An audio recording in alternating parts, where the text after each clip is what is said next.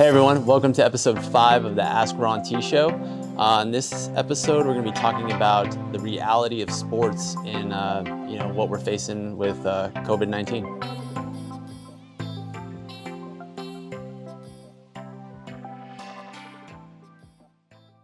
Have you seen any relationships or correlations in your patients between their health problems and the lifestyle changes that came with the pandemic? Oh, absolutely. I mean, just the other day I was talking to a patient and I'm like, man, we are really busy right now because there's usually 3 types of people that are coming to me right now. And that's one that, they're exercising too much. It's that type A personality that they have a little bit more time on their hands. They might be working from home. They can get away. They have a little more freedom.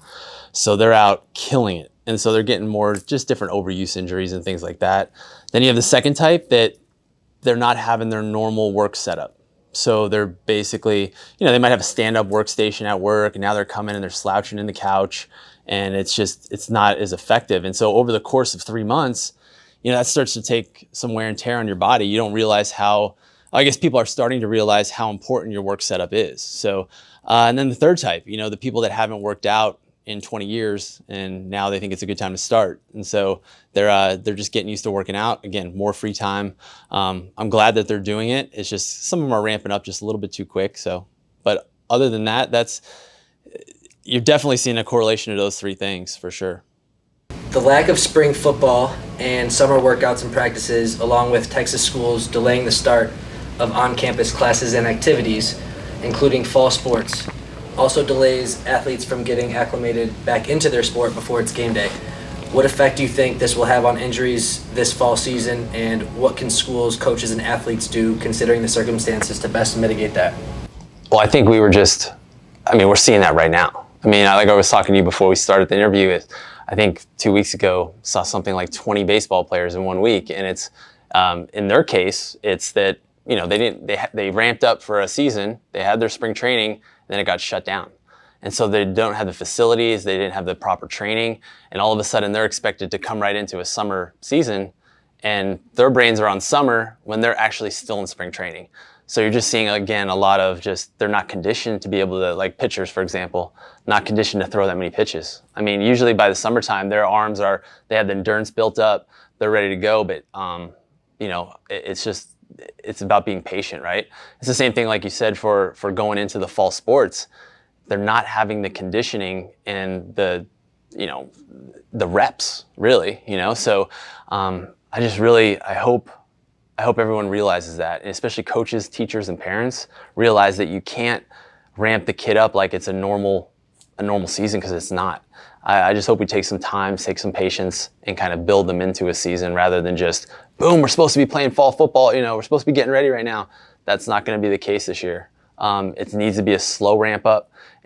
Baseball, we need to get the arms right. Football, we have to get them reps on the field. Can't just expect them to jump right into it. So, what's your prediction for NBA players? Because they're going to start their season back up soon in a new format with only a certain amount of teams, and there's been talks about coaches and owners worrying about players getting injured because they weren't able to practice or do enough to keep their bodies in the best shape possible. I think they're a little different than high school kids. They should have, as professionals, taken the necessary actions to be able to stay fit, focused, ready to go. But again, they're the same way though. Reps are reps. Live game reps are a lot different than just, hey, doing drill work on the court. So again, I probably see them. I hope they start with lower minutes. Keep their minutes lower and then kind of build up into it. I just think because this is a new format, so they're going to compete almost like playoff ready, it feels like, right away. 100%. So it's a lot different than starting off a 82 game season, right? Where they can, even like baseball, they're going to start. They can ramp. They're still going to have 60 some games, that kind of thing. NBA is probably the most dangerous ramp up time right now. Because again, these guys are fresh too. So think about it. You're fresh. You're kind of itching to go, and you're going to come out of the gate blazing, and that's going to be a problem. Because you're going to see some really intense basketball for the first couple games, and I feel like they're going to hit a lull and they'll hit a fatigue level, and then you're going to start seeing some of those injuries happen. Probably the mid-range games, not at first. Everybody's going to be playing awesome basketball, but those after a month goes by, you're going to start seeing some weary legs, some injuries that happen. The coaches need to spread out the minutes at that point, especially for the older guys. As many sporting events have been canceled already and more events will inevitably be delayed or canceled, how can athletes who play sports to compete remain motivated, focused, and disciplined during this time? I think it's finding their group. I always said, even at our office, it's always about finding your team and your people that are going to help you. It's that talk I give to every new NFL rookie. I'm like, you got to find your people that are going to help you. You got to find your people, not jumping around to place to place to place. Find the people that are going to help you with your injuries. Find the people that are going to help train you. You got to be more proactive on finding the groups that you need to be in to kind of stay competitive. After things shut down due to the pandemic and athletes couldn't train, practice, or play, do you think there will be any drop-offs in skill level or talent for any age groups? It kind of takes me back to this meme that I saw at the beginning of this quarantine thing, and it was like a picture of this overweight guy, a picture of him before quarantine, he's pretty fit. Then after quarantine, and he's kind of frumpy. And then it says, you can either come out of quarantine looking like that, or you can come out looking like the Incredible Hulk. Kind of saying it's how you approach it and it's how your mindset is. I feel like the skill level is still going to be very high for the individuals that took this time seriously and said, hey, I'm going to be positive about this and work on my weaknesses. I'm going to get better during this time period. I think you're going to see a drop off in skill level on those mid-range athletes that basically kind of, they like to participate, they like to play, in the sport, but they're not really hungry or driven for a next level kind of thing.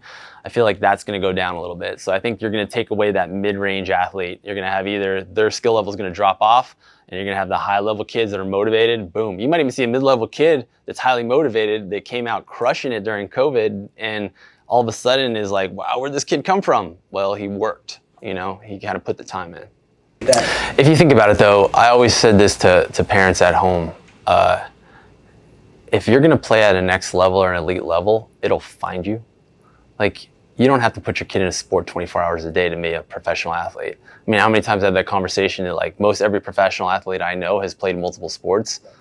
And so it kind of goes to that thing of, I think now that we've even answered a couple of those questions, is that mid-range kid that put the hard work in and jumped up that level, I think it's going to benefit that kid the most individually. But I don't think you're going to see, especially because there's so many high-level kids around here, you're not going to see that much of a drop-off or a gain either way. I feel like it's going to be an individual thing. Almost that I'm excited for that mid-range kid that put the work in, that grinded it out during this. I'm excited to see who's that, right? I mean, even at the professional level, like who went to work, like basketball, who went to work in this thing, and then who's going to come out in the next couple of weeks and be like, what happened? Who got their body fat right? Who recovered the best? Who continued to play hard? So that's what I'm excited for. But to answer your question, I don't think it is enough to move the needle any direction. For people who stop going to the gym as much because of the pandemic, but get tired of working out in their home due to boredom, what are good options for exercise that people can consider moving forward with all the uncertainty about things opening back up safely? Man, I think you just got to go outside. I think that's going to be your thing. Get with nature, really.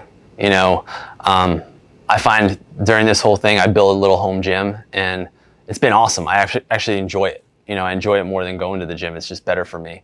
But I also mix it up. It's in my garage, so I take it outside a lot. I feel like sports, like exploring new sports, maybe hiking a little bit more, or workouts to where you're running from your house, go to a park, do some sit-ups, push-ups, and pull-ups on the equipment there that they have, and run home.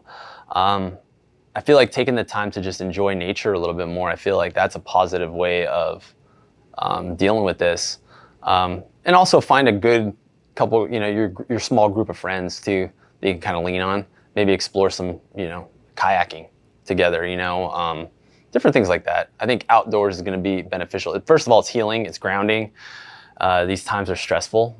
So, being cooped up in a gym is probably not the best thing anyway. I mean, part of the reason why I didn't want to go back to the gym is I didn't want to follow rules.